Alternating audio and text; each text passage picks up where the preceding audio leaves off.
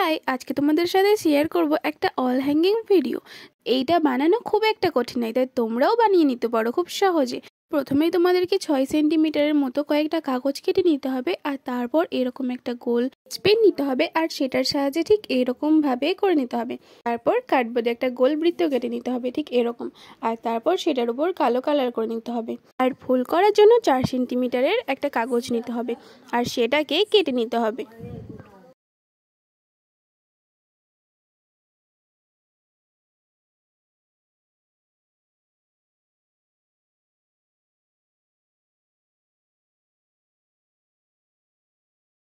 সেন্টিমিটারের একটা কাগজ নিতে হবে, আর সেটাকে গোল ঠোঙার মতো করে নিতে হবে।